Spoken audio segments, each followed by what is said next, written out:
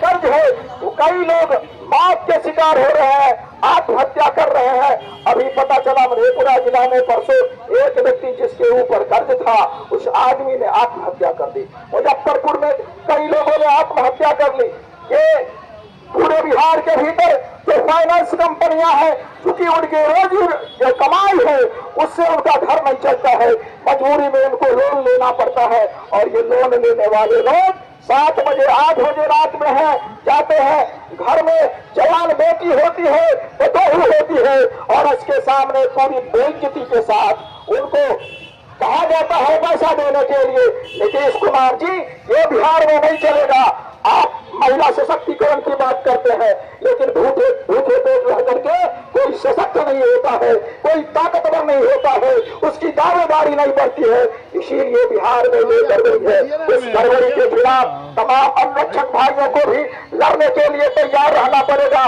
बिहार में ये जो बद इंतजामी है, उस बद इंतजामी के खिलाफ आप भी बिहार के तमाम पीड़ित लोगों के पक्ष में खड़े होंगे तो निश्चित रूप से आपका मानदेय भी बढ़ेगा। और एक मानदेय का मतलब 2000 रुपया नहीं होता है, मानदेय का मतलब 3000 रुपया नहीं होता है।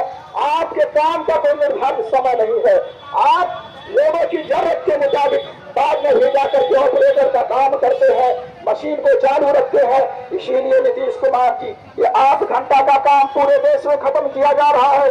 पूरे देश के भीतर 2019 से लेकर के 2020 तक जो 4 लेबर कोड लाए गए हैं, उस लेबर कोड में एक व्यवस्था की गई है कि अब पहले सप्ताह में काम का घंटा होता था 48 घंटा, अब जरूरी काम के सवाल पर समय पर काम पूरा करने के नाम पर ये इस काम के घंटा को खत्म कर दिया गया है।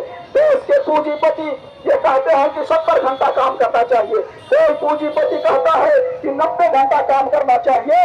और इसी हिसाब से अनुरक्षकों के लिए भी काम का कोई निर्धारित समय नहीं है। इसीलिए 4 लेबर कोड है, वो लेबर कोड इस देश के करोड़ों मजदूरों के खिलाफ है, इस देश के करोड़ों मेहनत कशों के खिलाफ है और इसीलिए वो आपके खिलाफ भी है। काम कराया जाएगा, काम का कोई निर्धारित घंटा नहीं होगा, लेकिन जब मजदूरी देने की बात होगी तो सरकार कहेगी आप मानदेय पर काम कीजिए। आप समृद्ध लोग हैं, लेकिन अंबानी अडानी के कर्जे को खत्म कर दिया जाएगा। लेकिन देश में जो मजदूर हैं, गरीब हैं, छोटे लोग हैं, छोटे लोग से मेरा मतलब कम आमदनी वाले लोग हैं, उनके ऊपर जो कर्ज है तो उनको बैंक की नोटिस जाएगी। इसीलिए बिहार बदहाली के दौर से गुजर रहा है, बिहार कानून विहीनता की स्थिति से गुजर रहा है, बिहार इस देश बिहार के मजदूरों और किसानों के खिलाफ है।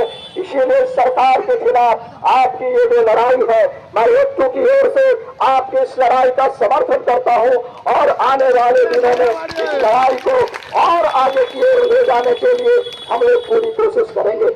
हम लोगों की कोशिश थी, याद हमारे कुछ विधायक यहाँ पर आते, लेकिन आप सबको मालूम है पूरे बिहार में जन संवाद यात्रा निकली हुई है।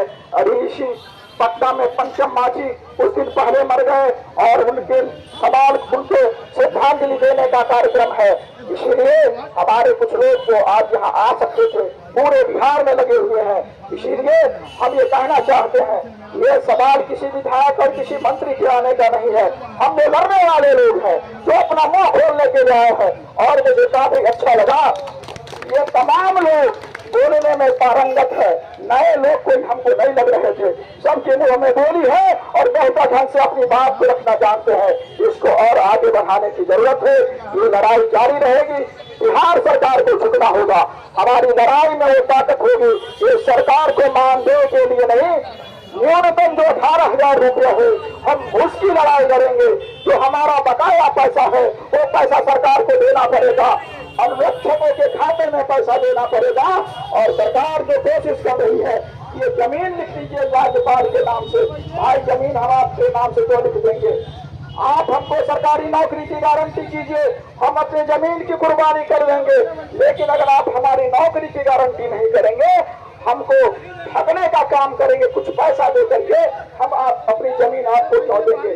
आपको भी तय करना पड़ेगा कि जितने अनुरक्षक हैं, जिन लोगों ने अपने बच्चों के भविष्य की कुर्बानी दी है, उस कुर्बानी के बदले में उनको वाजिब मुआवजा मिलना चाहिए। और वो मुआवजा केवल भाड़ा के रूप में नहीं हो सकता है, बल्कि इनको काम मिलना चाहिए, चतुर्थ वर्गीय कर्मचारी का दर्जा मिलना चाहिए और सरकार की ओर से कर्मचारियों को मिलने वाली जो तमाम सुविधाएं हैं वे अनुरक्षक भाइयों को मिलना चाहिए। जो लोग इस काम में लगे हुए हैं उनको मिलना चाहिए। साथियों, आप कई लोग कई जिलों से आए हैं और उस जिले के कई प्रखंडों से आए हैं। आप लोग अपनी बात रख रहे हैं। मैं आपकी इस कार्यक्रम के पीछे बाधा पड़ने के बजाय ये कोशिश करना चाहता हूं कि आप लोग ही ज्यादा बोले और फिर हम लोग अपना मांग पत्र समर्पित करेंगे। सरकार की ओर से जो जवाब आएगा उस जवाब के आलोक में हम लोग फिर अपनी अगली कार्यवाही तय करेंगे। यहाँ से लौट करके जब जाएंगे जिलों में बड़ा प्रदर्शन करेंगे और तब जाकर के ये सभा सरकार सुनेगी और सरकार को हम पीछे हटाएंगे। इन्हीं शब्दों के साथ फिर से आप लोगों को लाल सलाम करते हुए आपकी एकता का अभिनंदन करते हुए इंकलाब जिंदाबाद, अनुरक्षकों की लड़ाई जिंदाबाद।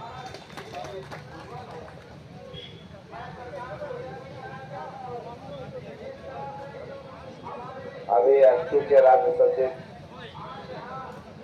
हम लोगों के समर्थन में जो कि